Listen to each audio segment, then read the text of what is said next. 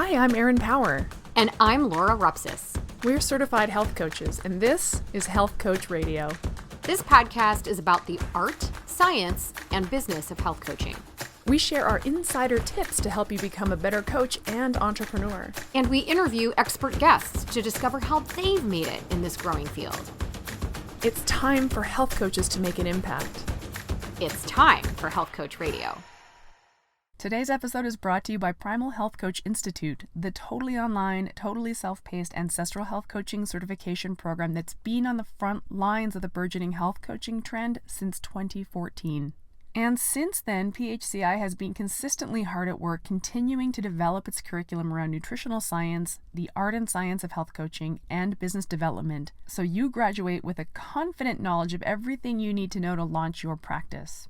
It's the total package, the health coaching certification program that won't leave you wanting more.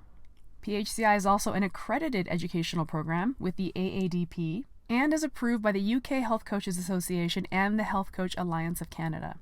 The course also earns CEU credits for a variety of certifying bodies, including CrossFit, NASM, AFAA, CanFit Pro, ACSM, NESTA, the Association for Integrative Nutrition, and the National Board of Health and Wellness Coaches, aka the NBHWC.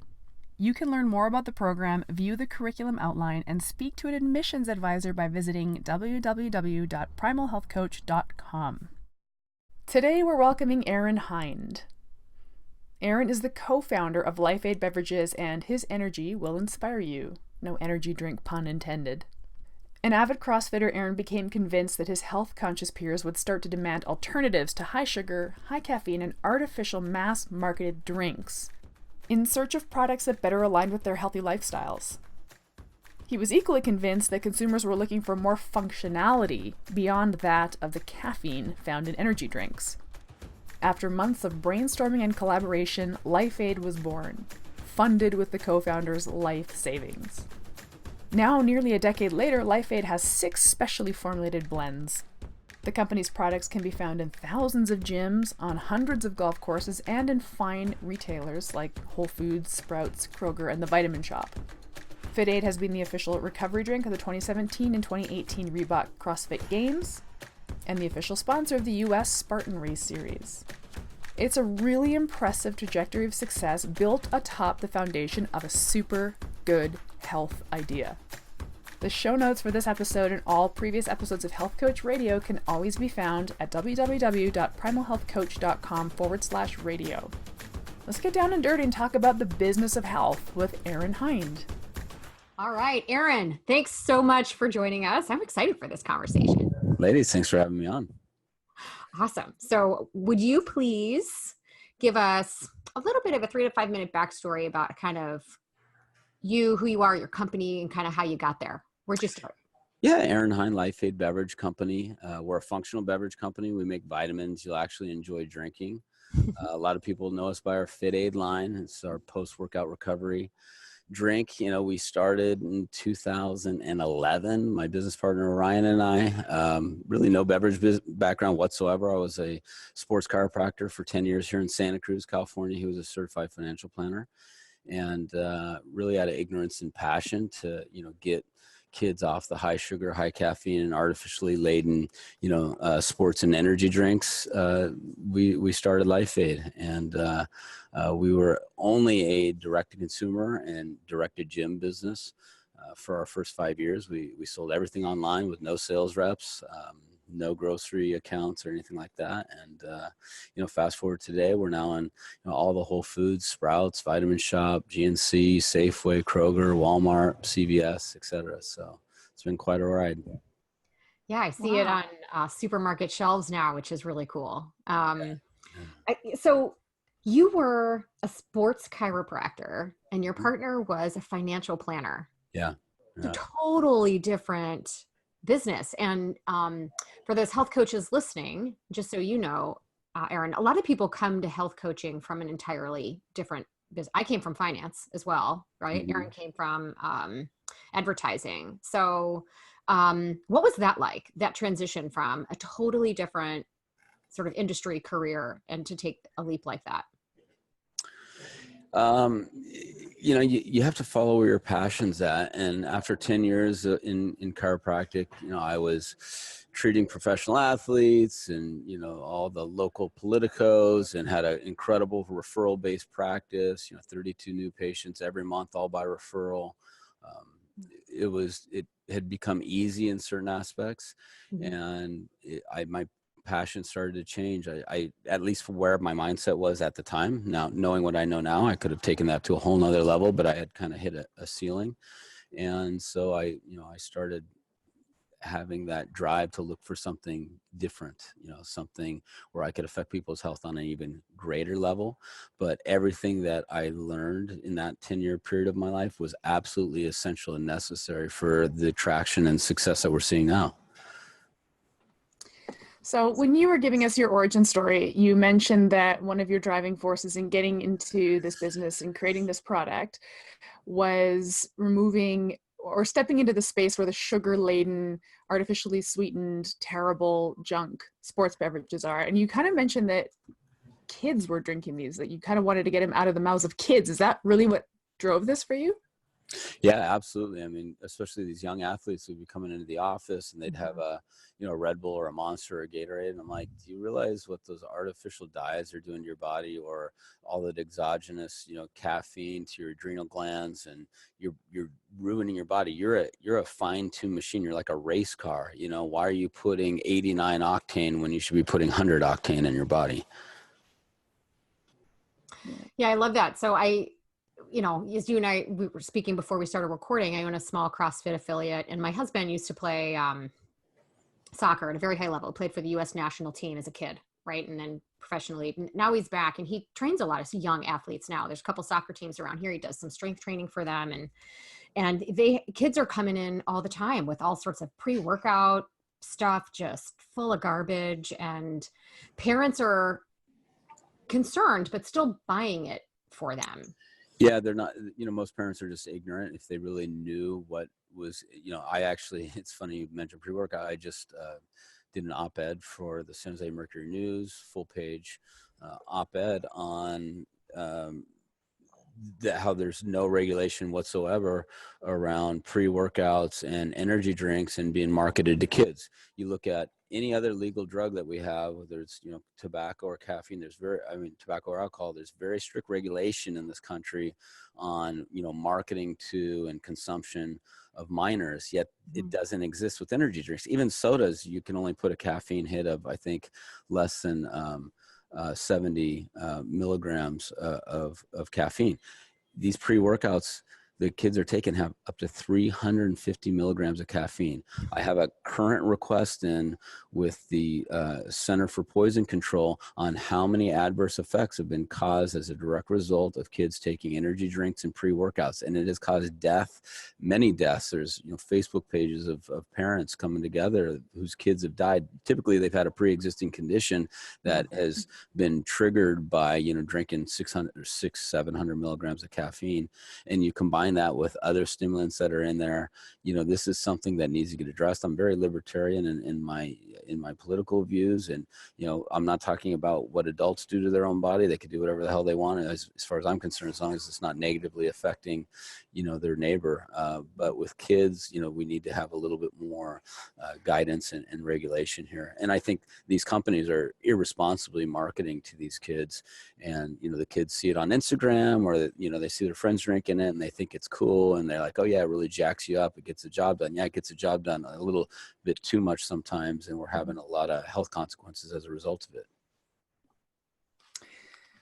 So I know you kind of touched on this lightly before, but I actually think this is a really interesting topic. I really want to dive into some of the business stuff that you did, but I actually think this is an interesting topic to touch on as well, because a lot of health, fitness, and nutrition coaches, the story around artificially sweetened beverages is really confusing. I remember 10 years ago, I stopped drinking Coke Zero because I went to holistic nutrition school, and I was like, oh God, it's a neurotoxin. Mm-hmm. But then I read a research paper from a bro in the fitness world who says, no, aspartame, it breaks down into these perfectly safe metabolites. There's nothing to be worried about. Now, it's very confusing.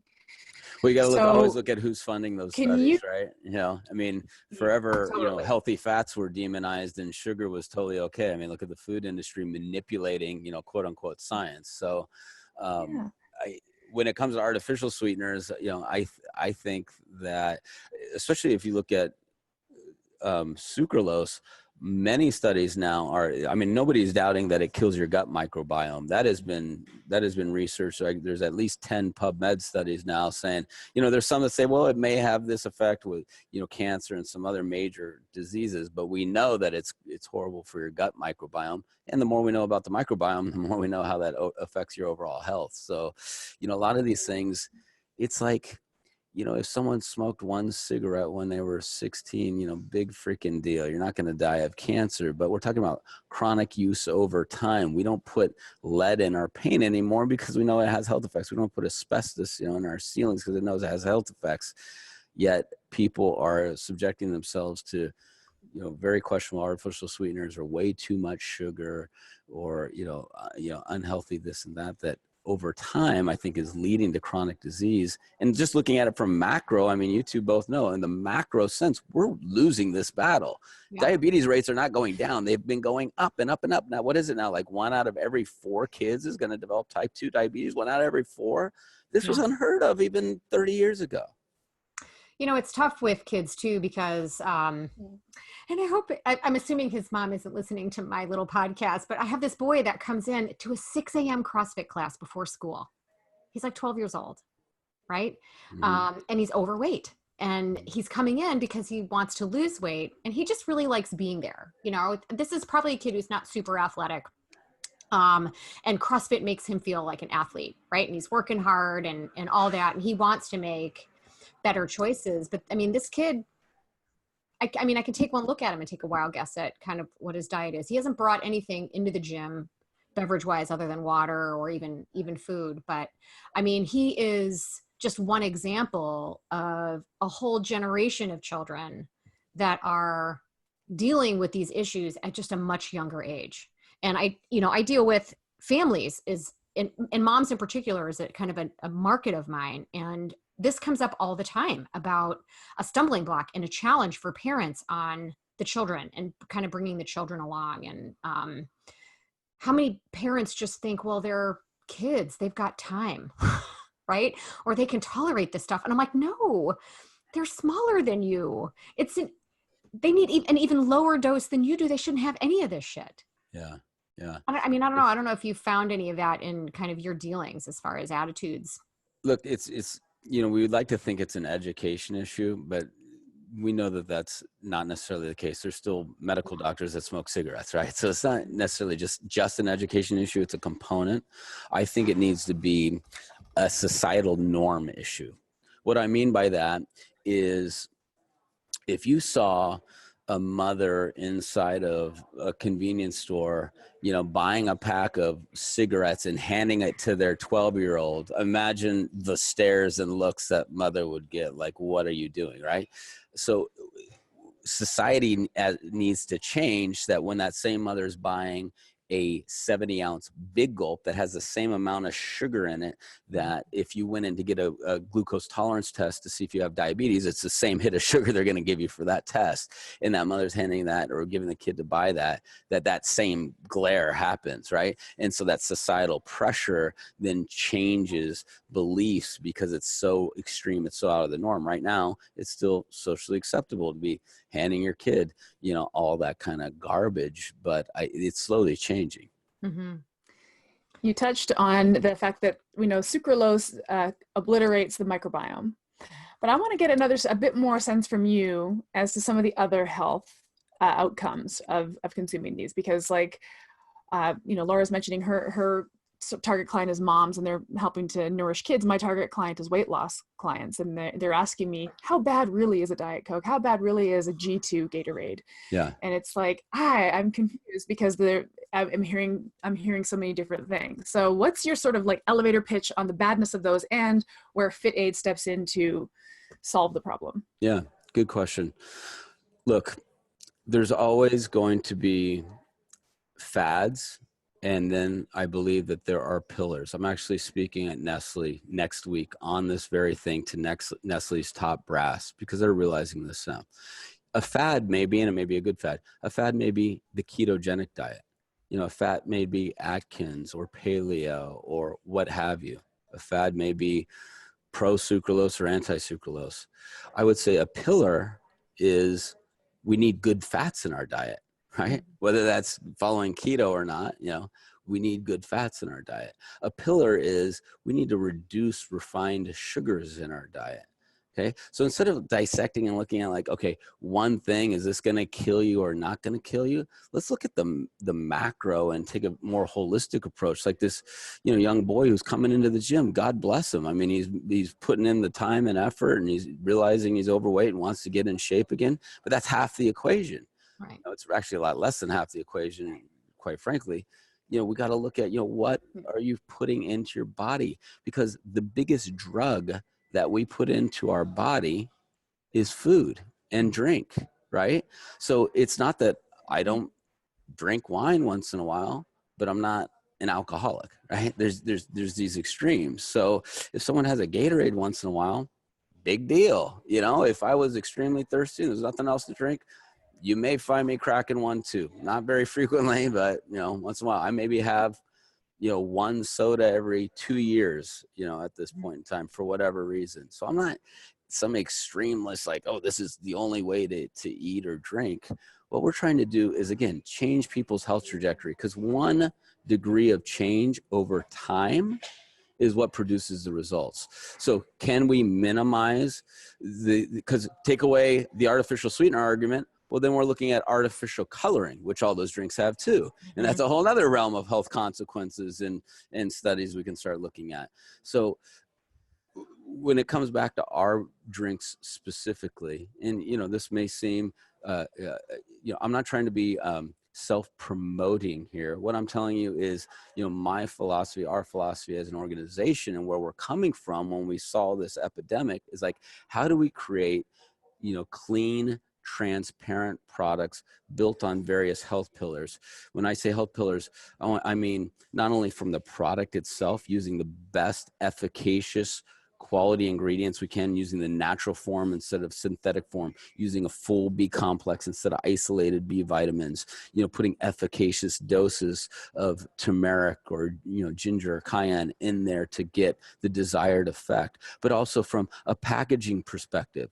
You know, how many people are still using single-use plastic that we know ends up in the ocean in massive amounts versus a highly recycled BPA-free, you know, can?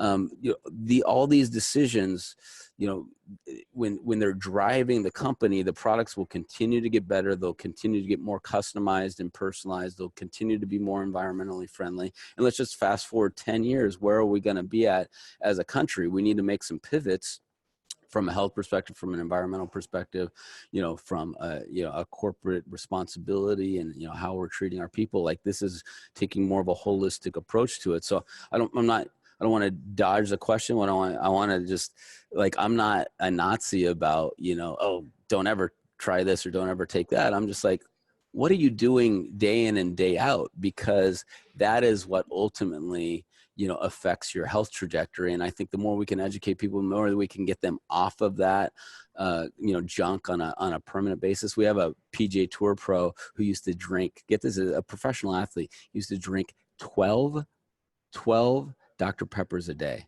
12. I mean, come on, how much sugar that is? That's like 500 grams of sugar, you know, 500 grams. It's insane. So changing people's trajectory over time is a powerful thing. I read a quote today that says long-term consistency beats short-term intensity. It's a Bruce Lee quote. And I thought it was pretty powerful, because people get all jazzed up like, okay, I'm going to go off of this, or I'm going to clean up. And then, you know, it's too extreme of a diet. And then they fizzle out in a week or 2 weeks. Oh, it was too much. Or keto was, oh, it was too extreme for me, whatever. Well, like, Okay, well, don't go that extreme then, but let's just get off your soda habit.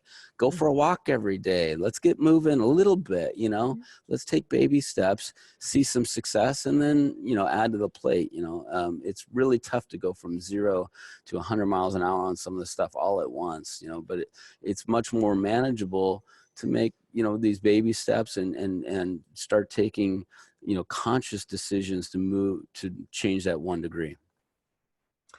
Yeah. So what I love about that is soda is a big trigger for a lot of people. Any health coach listening and has coached had more than, I don't know, a handful of clients under their belt have at least one whose biggest issue is that Coke or Diet Coke habit, you know, and trying to kick that. And whether it's the first thing you do because it's the most egregious, or whether it's something you let them hang on to for a little while and then kind of wean them off of that.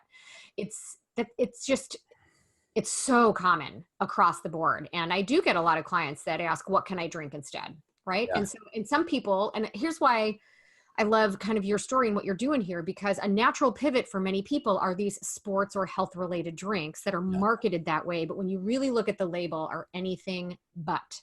2.5 servings per container when you know everybody drinks the whole thing at once, right? I mean, irresponsible packaging, garbage ingredients, pixie dust ingredients. Like, there's so many egregious things when you look at things and you're like, well, wait a second, this actually is not healthy at all. The sugar content. And people are like, oh, well, it only has, 6 grams of sugar. Well, actually, there's 2.5 servings per container. So that's, 15 grams, not 6. It's just, so the more, and the good news about all this is I think it's up to like 70% of people now are reading the nutrition label before they're purchasing something. That's great news, So I love it. I love it when nutritionists take a look at our products, or moms or nurses or doctors, because I know what they're looking for. They're looking for the aha. You're like, oh, there's the aspartame. Oh, there's the 2 servings per container. Oh, there's the yellow number 6 and red number 22 or whatever it is. They're looking for those ahas, and to find the absence of ahas is step 1. And then to actually go, oh, well, there's actually good stuff in here. Oh, they're using the natural form of this. Oh, that's how you get long-term converts. And so, we're playing really well and getting, great sales, not just on the coast where you might expect, but in middle America, where people are going into their doctor and their doctor's saying, okay, you got 2 options, get on a bunch of medications, or you can lose, 40 pounds and clean up your diet. And so we're kind of the gateway drink for people that are trying to get off the energy drinks or sports drinks or Coke habit or Diet Coke habit and onto something, cleaner, more efficacious, and going in the right direction. The beverage story is such an interesting health story that sometimes gets overlooked, I think. I think a lot of health and nutrition coaches are focusing on food and overlooking beverages, but I just did a quick audit because this whole beverage thing is just like kind of opening a new door, which sounds weird, I guess. But like in the average day, I drink a pot of green tea, then I have a cold brew before my workout, then I have my whey protein shake after my workout, then I have a bunch of electrolytes, then I drink bone broth, then I drink mushroom coffee, then I drink wine. Like, we're just drinking things all day. Like, I'm just drinking things all day. There's so many beverages. Hydration is a have to. Yeah. It's a have to. Yeah. Not a want to. It's a have to. Yeah. Well, yeah, I mean, at least your beverages are all pretty clean from what I hear. You're doing better than 99% of the people out there. But, I bet you a lot of health and nutrition coaches forget to audit their clients' beverages. And because, beverages. But, there's a lot of damage can be done with beverages. And so I think I just got my wheels turning because it feels like we've wrapped beverages up with food, but it kind of deserves its own little spotlight. I think it's the number 1 contributor to the diabetes epidemic. I'm pretty sure there's some good research to help support that, but more so than anything, I mean, liquid sugar is what has contributed to this, diabetes epidemic, and just chronic inflammation in the body, which has, look at any of these diseases we're dealing with on a macro level. It's usually the underlying cause is chronic inflammation in the body. And chronic inflammation has happened due to sedentary lifestyles, processed foods, high sugar diets. So the more we can get off the couch and get moving and clean up our diet, it's not like, it's not this like miracle pill or some, it's simple, but it takes effort. It's simple and it takes work. Everyone just wants a quick fix. Well, now you got to actually put in a little bit of effort. Yeah, it's simple, but it's not easy. That's what I often say to my clients, and when they're complaining about why this is so hard, I'm like, I hear you, I get it, but you have to do this on purpose or it's not going to happen.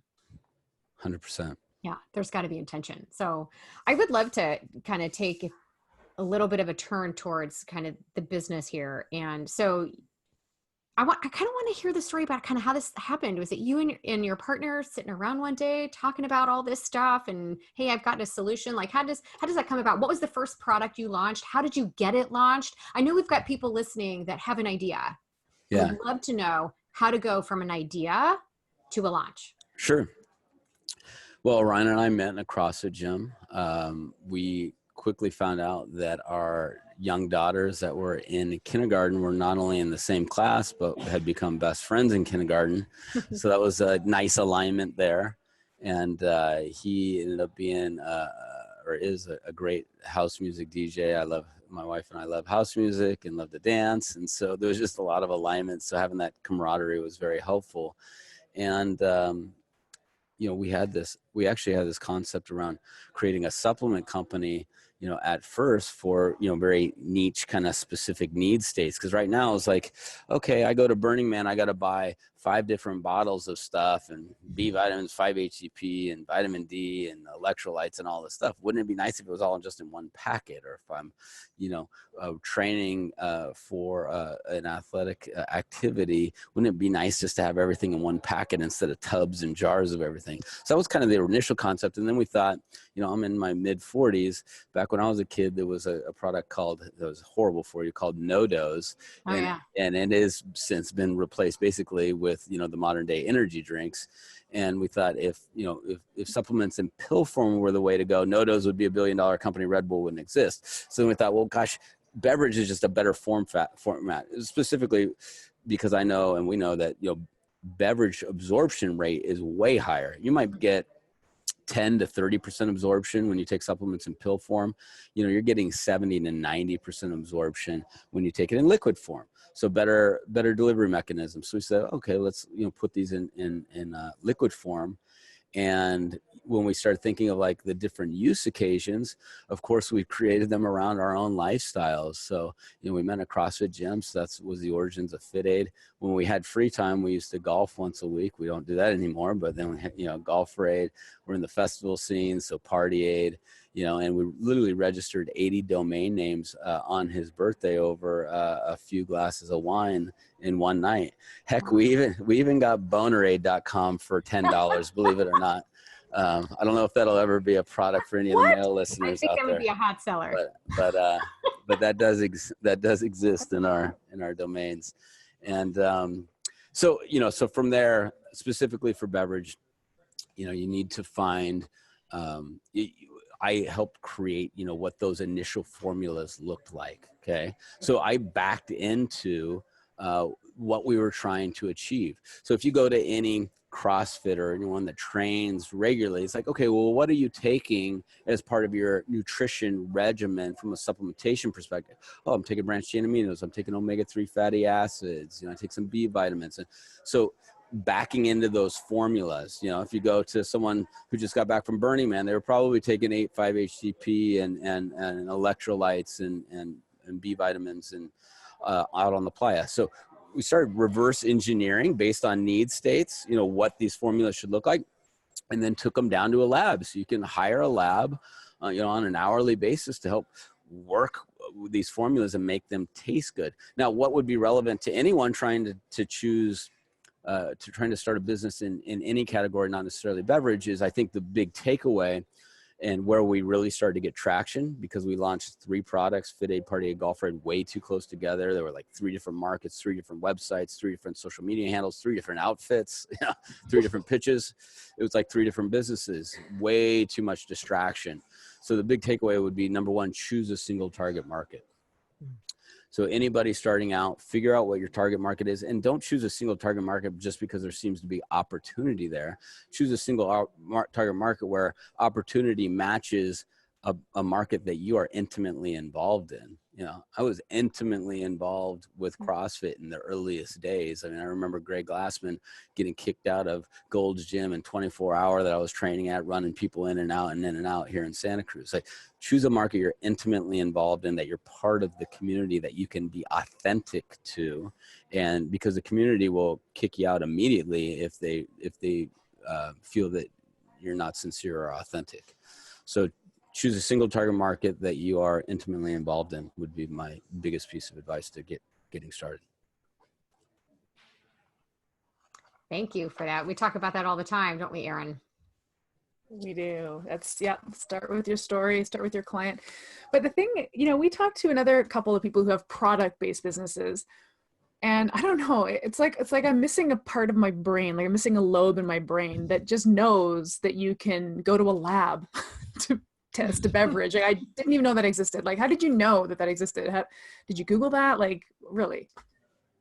Yeah, Google, you know, start looking at, you know, how to make a beverage, and, you know, flavor. There's beverage scientists and flavor scientists and supplement manufacturers, and, you know, has good third-party tested ingredients that have clean certificate of analysis, that are domestically sourced, and right. So kind of running through some of those pillars that we were talking about earlier, like, okay, do they check the boxes, you know, and not compromising, being unreasonable in our expectations around, you know, what's going to go in this product and what's not going to go in this product. When we first went to the lab, I'll never forget, we were with a Indian food scientist. Her name's Nieti.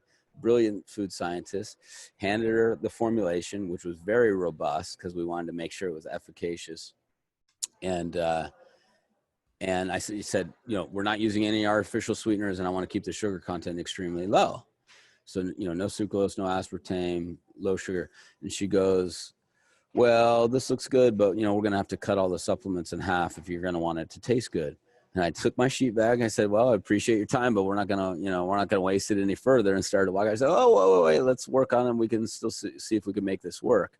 You know, so we weren't going to compromise and go, oh yeah, just cut everything in half or add aspartame in there. Like, you know, we knew we had complete clarity on the type of product we wanted to bring out to the world. You know, from there, it was getting a hold of can manufacturers and, you know, coordinating schedules and getting line time at a co-packer. A co-packer is someone that actually mixes it all together and fills it for you. You can contract that out. You have contract manufacturers. So, you know, each business is a little unique, but the components are all the same. You know, looking at raw ingredients, looking at people that can put those raw ingredients together and create a finished product. And then, you know, most people think, oh, if they build it, they will come. That's definitely not the case. You need to be very thoughtful about your marketing and sales and how you are going to approach this to make sure that inventory just doesn't sit. Because as soon as you get that inventory, the clock is kicking. You know, there's that cost of money that starts tallying up very quickly. And in our industry, you know, that's very high because that minimum run is very high. When we first started, it was like, I think 220,000 cans. I mean, that's a lot of product for a very unknown product, and you never get it totally right on your first run anyway. So it wasn't the best version of ourselves either. So, you know, it was challenging, but, you know, we fortunately, coming back to my chiropractic days, when I first started out, you know, I really sought out to learn, you know, marketing, both internal and external marketing and direct response marketing.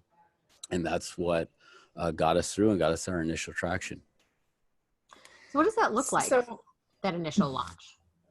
You know, I mean, so you have all these cases of beverage, right? Yeah. How does that, I mean, so I'm assuming you built out some sort of marketing plan, right? As far as who you're going to reach out to, centers of influence, you know, if I was that organized, I'd like to say it was a plan. It was more just from here to straight implementation. What we did, I mean, we built out some what we call would be a marketing campaign. So, you know, we knew that when we decided to choose a single target market, even though golf was producing the most revenue for us at the time, we knew that CrossFit was growing more rapidly. We were getting better turns, higher volume numbers in CrossFit. So we pivoted to CrossFit, but we use the same approach and same technique, whether we're talking about golf or CrossFit or many other channels. And so what we did is we would mail out a 4-pack. So you have a CrossFit gym. Mm-hmm. We'd go on the CrossFit website, look at the gym names. We started in California because we're here in California. We would just send a gym a 4-pack. They wouldn't ask for it. We would just send it to them. And inside that 4-pack, we'd say, drink this product ice cold. Here's what it's all about. And by the way, we have this great offer. If you buy 10 cases of this product, we're going to give you this free refrigerator. And this is a $400 refrigerator. Now, you got to remember, this is back in 2011. CrossFit gyms at the time only had water. If they were offering anything at all, it was bottled water they got from Costco. There was no products. There was no pro shop. There was no merchandising. Most of them didn't even have refrigerators. Okay. So we're offering a solution, giving them a free refrigerator that they don't have to go out and purchase for a product that was kind of made by CrossFitters for CrossFitters. So it was a very appealing offer, and we'd make that a very time sensitive offer. So they had to take action in a certain amount of time. And it was like a 7-day offer. And within the first 7 days, 15% of those gyms that we just sent a product to that didn't know us from Adam ended up coming on board with that offer. And then we kept dripping on them and changing the offer and tweaking the offer. And over 12 months, 50% of those gyms would come on board selling our product. And that's how we got our initial traction. And then from selling in gym and exposure to gym members, we started a direct-to-consumer business as a result of that. And things continued to grow and grow and grow from there. But that's kind of coming back to choosing that single target market, from a product standpoint, from a marketing standpoint, from sales and positioning, and really going all in with it. Yeah, I love that. So from a marketing perspective, you basically sent them it was a no risk offer. I mean, it costs you money, but there's zero risk to the person you're sending it to test that out, right? And zero risk. We always have and still have 100% money back guarantee, and zero risk whatsoever. And that was the key. The thing that always gets me with this is like the amount of capital you have to have in advance to fund something like that, to fund a startup like that. Do you go broke while you're waiting for this to build up, or how does that work financially? Well, I went broke several times. I mean, I still live off the grid. I lived in a 400 square foot trailer with, 2 kids eating macaroni and cheese and tuna every night for quite a long time, living on, $0 a month to start, and then $1,000 a month. And yeah, it was lean. So you got to push the chips all in. You got to burn the ships at the shore if you want to be successful. But make sure you have clarity of vision, that you're accurately thinking. Too many people are not accurate thinkers. When I work with young entrepreneurs, they're like, oh, this. And I'm like, this assumption is not only off base, it's just completely inaccurate. And this is what's going to sink your ship. So getting eyeballs on your grand master plan, make sure that you're accurately thinking about each aspect of it, I think is very, very important. But today more than ever, you can start something with almost no capital, because you could take a concept and put it on a targeted Facebook, Instagram, YouTube ad, whatever, and see if you get any traction or orders for it before you even make the product, and then out of stock it, if you start to get traction. I just bought some new totally natural deodorant based on a podcast I just listened to. Now I can't remember the name of the deodorant brand, but that's what this guy had done too. He ran Facebook ads for a product that didn't exist yet, and kind of figured out the ad. And then all of a sudden there's like 60 orders a day coming in. It's like, shit, I better actually make some product now. Yeah. And I've heard that before. Was it Tim Ferriss that had suggested something like that too? With his product? Tim's big on using the crystal for deodorant, which I've been using for years and I like, but I just listened to the podcast. I enjoyed the story, so I supported the guy and bought some deodorant. But we'll see. It's basically free of the aluminum and all the garbage that they put in there.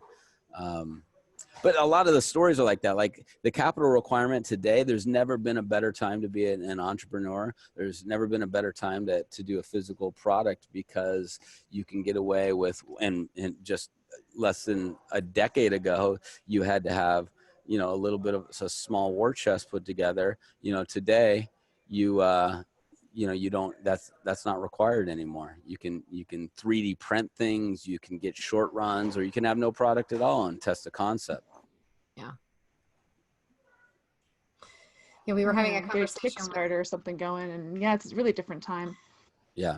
Absolutely. Yeah, Kickstarter, crowdfunding. That's true, right? GoFundMe, all that. We were talking, our very first episode of Health Coach Radio was with Mark Sisson, and we were asking him what qualities he really felt were important for an entrepreneur getting started. And he listed several of them. And one of them was this higher risk tolerance, right? Oh yeah. Gotta have that. That's a real big one. And the other one he gave us was resilience, the ability to get back up again. You know, if you were to kind of think about really, gosh, what it took to get going from a standpoint of, I don't know, maybe characteristics or expectations for folks that have an idea and would love to be able to take a run at it.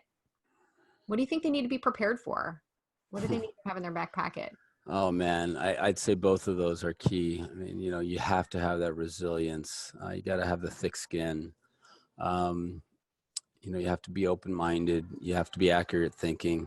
But I think the biggest thing is starting with alignment. Mm-hmm. I'm big on that. We all are familiar, at least right now, we are going to like an ATM machine and pulling out money as long as you got a positive bank account. Well, I think that the universe is an ATM, and as long as you follow these principles, that it will continue to pay dividends. The A being alignment. Alignment starts with yourself, right? Mm-hmm. What are you doing when no one else is watching? Like, is the product or service that I'm putting out to the world congruent with my lifestyle? Like when I was a sports chiropractor, it would have been pretty incongruent if I was 50 pounds overweight or I didn't exercise or my diet was shit, Mm-hmm. and I'm trying to affect people's health in a positive way.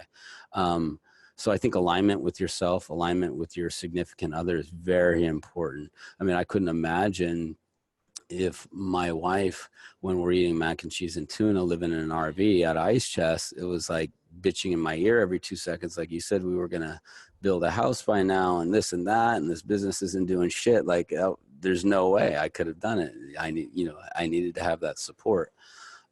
So, alignment with your business partner, if you have alignment with your team when they come on board on what you're trying to achieve, the difference you're trying to make in the world. So alignment's very big.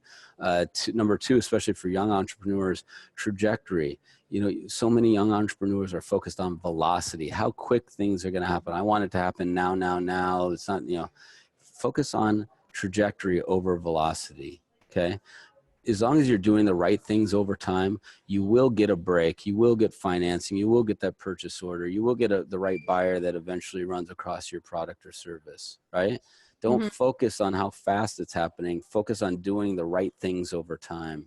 And then last, but definitely not least, is the M, momentum.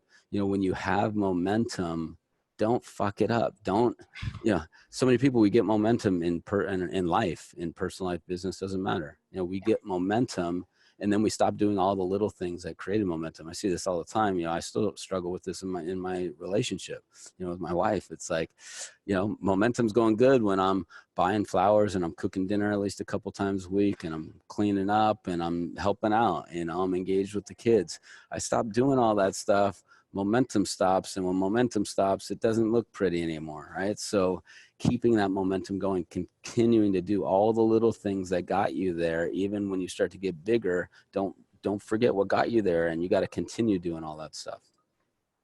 Yeah, I love that. I spent, 20 plus years in sales, right? And it was very, very easy during the good times to take your foot off the gas and coast, right? Mm-hmm. And then, the tide turns, right? Capital markets will change on a dime. And the next thing you know who's been swimming out there with no swim trunks, right? When things turn. So, we don't use the term alignment, but we'll talk a lot about authenticity, right? Yeah. Is being in it, right? And really coming from an authentic place. And, Aaron and I deal with this a lot with our own kind of coaching community with folks that just, they're a year into this and they're frustrated that they're not making $100,000, that they're not able to leave their job right away. And we're like, no. When you start a business from scratch, from zero, it takes time, right? Yeah. And if things do take off too fast, boy, you're not ready for it. So I love that trajectory, not velocity. Yeah. just start moving down the right path. Yes, Right? absolutely. In the right direction, and the rest will kind The of, velocity will come. It will come. If you're doing the right things, it will come. But don't focus on the velocity, because like you said, if you're not prepared for it and you all of a sudden get a break, or you think about this, like I have a couple friends that, and saying one from high school that had a rich uncle that died, and all of a sudden they got this massive inheritance, right? They were on a bad trajectory already before they had any money, just doing drugs or getting, just on a bad trajectory. Guess what happened when they got all that money? They crashed and burned even faster, like whatever we're wishing for sometimes is the worst thing. If we're doing the right things and then we add velocity to it, we just continue to go up that positive trajectory even faster. If we're on a negative trajectory and we add that break or that cash, or that financing, that PO to it, we're just going to crash and burn even faster. So you got to make sure you have, the components right, and then you're moving in the right direction before you sprinkle velocity into the situation. oh yeah. And then I think momentum is what's going to kind of carry that, right? As long as you lean into it. That's right. Momentum begets more momentum. Yeah. I love that. So, I know we want to be respectful of your time because you only had so much, but I would just kind of love for you to speak, because I know you said you're doing some work with some young entrepreneurs and on kind of getting people out there, and folks listening to this podcast, most of them are not natural entrepreneurs necessarily, right? They just have a passion. Mm-hmm. And they want to do something with it. They want to help people. So I would just, I guess, love some advice from someone who, now granted, you probably, I would imagine, as a sports chiropractor, did you have your own practice I did. originally moving into this? Yeah. Just kind of getting started, getting a business off the ground and starting, both whether it's through, sort of LifeAid, FitAid, but also as a sports chiropractor, and, lessons learned from trying to get something off the ground from nothing. And if you wouldn't mind sharing a little bit of your experience and what you want people to keep in mind, they move their way down that path. Yeah, I mean, look, I don't know if there is such a thing as just a natural entrepreneur. I mean, you can learn the skill set. Number one, being in a sales position like you were, like I was, Morgan Stanley, Dean Witter, my freshman summer, my internship, I was handed the phone book, and here I'm an underdeveloped, scrawny, timid kid, handed the phone book, say start at A, your name is now Chris, because Chris is unisex. So regardless of what intern I have in here, we use Chris, and start dialing for dollars, get me appointments. Talk about getting over my fear of communicating with people. So get it into uncomfortable situations. Number one, get into some type of sales role, Toastmasters, any history that you can get, especially if you have kids, you want to get them into a sales role, because you have to be able to get over that. You have to be able to convert that passion that you have into communication. Okay. So sales is number one. Number two, what are you doing in your downtime? We all have downtime. Are you on Instagram or Facebook, or are you listening to the radio? Are you watching sports, or are you absorbing the abundance of information that is out there that tells you how to be successful in this thing? There is so much information out there on how to be a successful marketer, how to do sales, product development, podcasts for free, books for free, or books that cost you $10, $12. I mean, you can get a PhD in entrepreneurship for basically free. Okay. It's all out there. So be mindful of your time. What are you doing with your time? And if you're using your time sitting on the couch looking at Netflix and you're wondering why your business isn't doing good, well, look in the mirror. I mean, it's really simple. Shut off Netflix, pick up a book. So I would say,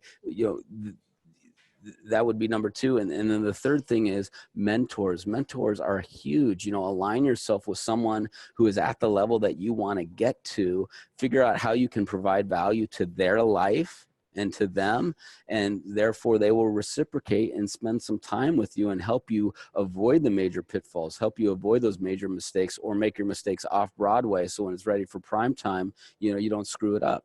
But I think those are the three biggies. That's great.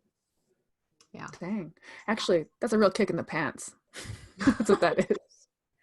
I was listening to a podcast with Seth Godin, and Seth Godin's like, I'm not on Twitter, I'm not on Facebook, I don't attend meetings. That's how I have so much time to be a successful business person, because I don't waste my time with that crap. And it's like, okay, there it is. Yeah. You know? Yeah, and the guy's seen success in lots of different realms and written some amazing books. So it's good to listen to. Yeah, you mentioned pick up a book. Before we let you go, do you have any favorite books for people that are looking to sell a product, start a business as an entrepreneur? Give us your favorites. Yeah, you look at, in undergrad, I was econ business and then went back to get my science prereqs. I always discounted psychology, and now everything is psychology, behavioral psychology. Why do we do what we do as human beings? What makes us tick? And I think one of the best books for those fundamentals is Cialdini's book, Influence, The Psychology of Persuasion. And if you haven't read that, pick it up. It's an amazing book, and it's eye-opening on why we do the things that we do, and having an understanding of that really can help in your salesmanship and positioning and understanding why people make decisions when it comes to purchasing products. Awesome. Yeah, because this comes up a lot, because one of my roles here is as an admissions director, and a lot of people are like, what's the market like for this? Are people going to hire me to do, like, for real? And I'm going, look, no one's out there looking for a health coach. They're not, right? What they're looking for is a solution to their problem. Right. Something's bothering them, right? And you've got to change your language. You've got to stop speaking about you and how awesome you are and what health coaching is all about. And you got to start talking about results. Them. Yeah, right. Yeah. Yeah, and that's what it's all about. And this huge chunk of psychology built in there. Yeah, absolutely. Yeah, I love that. Awesome. Thanks for that. We'll put that in the show notes. Where can people find you? If they want to follow you, they want to follow LifeAid FitAid, where can they find it? Let us know so that our folks can find you. Yeah, our products are sold in most major retailers. If you want to find out more about them, LifeAid, AID, LifeAidBevco.com. Our biggest Instagram account is @FitAid. FITAID. And then for me, all social handles are just my name, Aaron, Aaron Hinde, Hinde. Awesome. Thank you so much for your time. Thank you. It's fun. Appreciate it. This podcast was brought to you by Primal Health Coach Institute. To learn more about how to become a successful health coach, get in touch with us by visiting primalhealthcoach.com/call. Or if you're already a successful health coach, practitioner, influencer, or thought leader with a thriving business and an interesting story, we'd love to hear from you. Connect with us at hello@primalhealthcoach.com and let us know why we need to interview you for Health Coach Radio. Thanks for listening.